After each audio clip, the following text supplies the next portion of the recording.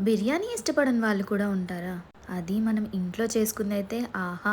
రెసిపీలోకి వెళ్ళిపోతే ఫస్ట్ అయితే ఆనియన్స్ ఇలా ఫ్రై చేసుకోవాలి. అది ఫ్రై చేసుకోవాలి అంటే ఆయిల్‌లో చాలా సేపు మగ్గించుకోవాలి. అది మగ్గించుకోవాలి అంటే ఫస్ట్ ఇలా కట్ చేసి పెట్టుకోవాలి. ఇవన్నీ అయిపోతే పక్కన పెట్టేసి నెక్స్ట్ చికెన్‌కి ఉప్పు, కారం, మసాలా, కొత్తిమీర, పుదీనా అన్నీ పట్టించి పెరుగు కూడా కలిపి బాగా మిక్స్ చేసి పక్కన మనం బిర్యానీ చేసుకోవాలి అంటే మినిమం ఒక 1 అవర్ ఇలా కలిపి పక్కన పెట్టేసుకుంటే చాలా బాగుంటుంది. అరే చెప్పడం మర్చిపోయాను, మసాలా కూడా వేయాలి. బిర్యానీ మసాలా అంతా ఇందులోనే వేసి కలిపేసేయాలి. నెక్స్ట్ బగారా కోసం మనం వాటర్ని ఫస్ట్ ఇలా వాటర్ని బాయిల్ చేసుకుంటూ అందులో షాజీరా, కావాల్సిన కారానికి తగ్గట్టుగా ఇలా పచ్చిమిర్చి, బిర్యానీ ఆకు వేసి అది మసిలేటప్పుడు అందులో మనం ఫస్ట్ కడిగి పెట్టుకున్న బియ్యాన్ని వేసుకోవాలి. ఇంకో స్టవ్ పైన మనం అంతా మిక్స్ చేసుకున్న చికెన్ని కూడా ఫ్రై చేసుకోవాలి. అంటే ప్లేట్ పెట్టేసి ఉడికించుకోవాలి.